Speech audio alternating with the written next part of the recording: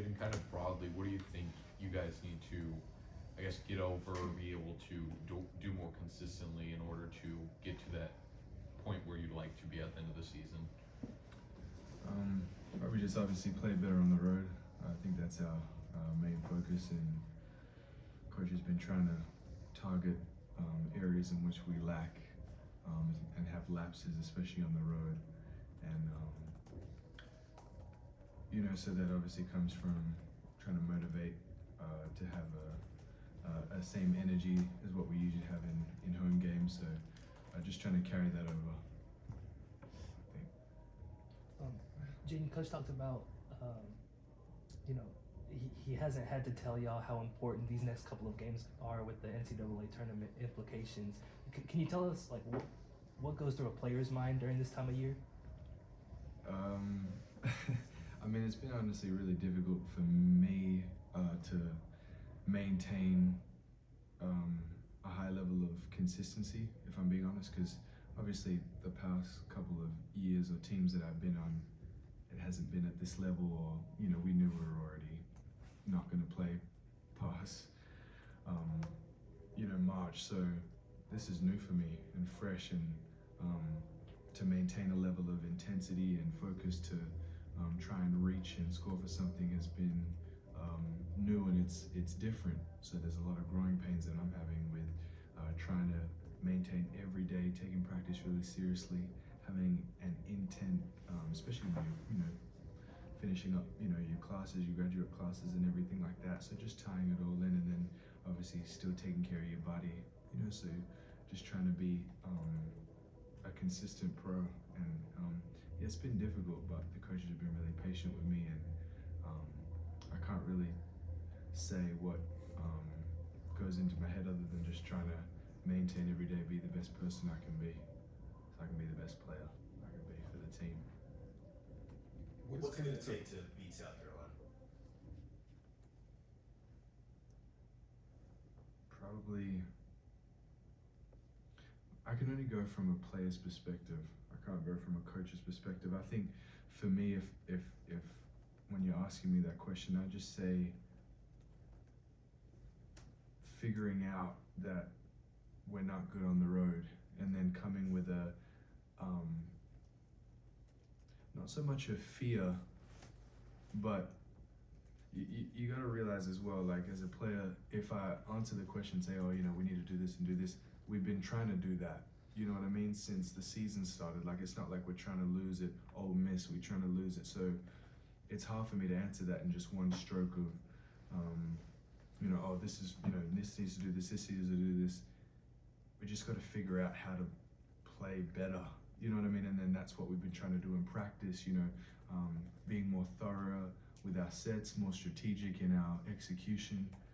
And I think that's putting us in good stead. And so obviously as the games have, season has progressed along, we realize the contrast between our home games and our away games.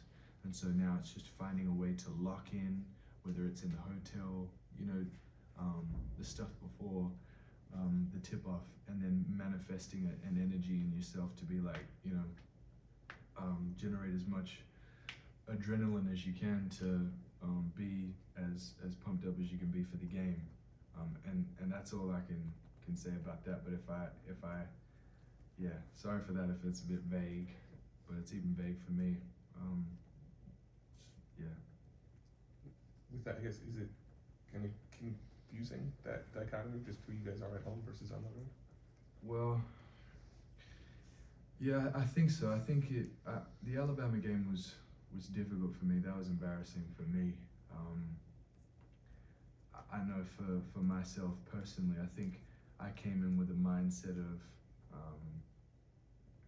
I want to try and influence on the offensive end instead of letting the game come to me. I don't think we were as bought in with each other as cohesive as we can be, and then obviously the adrenaline that we have when we're playing at home, and the crowd is roaring your name, adds a bit more of an impetus to be more motivated to make stops, and I just think we lost sight of that. I know I did. So yeah. it's the questions that I've been asking myself as well. Like this isn't, but it's a good kind of looming thought to think. Okay, how are we going to overcome this? What can we do? What do I need to do for myself to stay locked in? Is it some of the extracurricular stuff that I'm doing at home? Is it being kind, to myself, mentally speaking more positively, not being as stressed? Is it not being more as uptight, making sure I get the right sleep? So there's all these things that buy into it. And so I think when everyone's doing that, we'll see a major skyrocket in consistency, because we know what we can achieve with Kentucky, right? So it's like, okay, let's make that as consistent as we can. So yeah. That inherent pressure that comes with, that you were talking about, that comes with being a bubble team and being in that stretch for this month that's coming up. Have you seen that change maybe your own routine? You kind of alluded to it there, or the team routine. Does it change that? I mean, I don't know. You kind of guys that pin me in the corner. Like you gotta understand where I come from. Like I've never been chasing, like in any institution that I've been a part of. I've never been chasing for something. I was wondering why you guys have me here. No, I've never been chasing for something, so it's fresh for me. But I know there's certain small things like, little intrinsic things I can do for my mentor to make sure that I'm as good as I can be for the team. But I think what was good for myself is that I learned from the Alabama. I learned there was a little bit of hunting on my end of shots and a little bit of a force.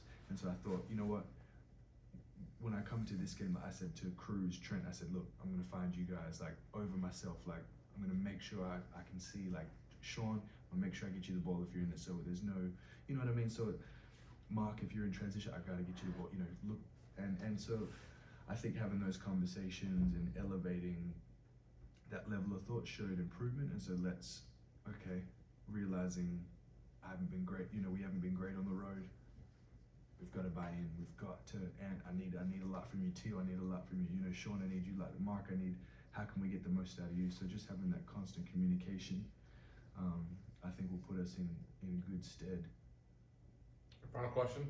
Jayden, this is a bit of an off-the-wall one, but are there any lessons you can learn from something like Australian rules football or cricket or rugby in terms of being able to handle rowdy road environments? Yeah.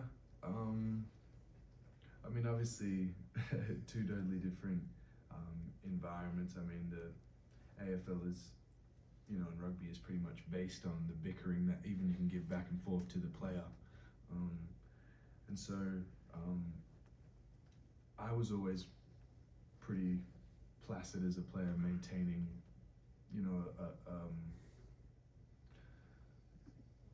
composure in and amongst those situations. And I just think the lessons I would learn is just we're learning how to, when negative foul calls come our way, or something happens like a technical or a flagrant or anything like that, how to stay locked in. Let's high five. Let's show an unfazed demeanor as we continue. And we did a really good job of that at Kentucky. We started clapping when calls were going against us, and that created a baseline and a standard where you can, if that's your threshold, you can soar up to amazing standards. And so just maintaining a level of composure, I think it is good, but and then not feeding into a reckless behavior, because I think that's easy, and I think we've showed a bit of recklessness on the road. So just maintaining, just trying to be as stringent as we can be, as militant as we can be, but also play free. So it's a whole slew of things that we need to kind of amalgamate together and combine to be as consistent as we can be, because I really believe in this team, and I know we've seen some great things, and I know it's like, well, we'd love to see Kentucky every week from you guys on the road, and trust me, I'd love to see it too. and I think we'll reach that. You know, as long as we keep speaking life, and we always, you know, I know we're gonna reach it. So I look forward to getting there. All right, thanks, Jayden. It's- Thank you.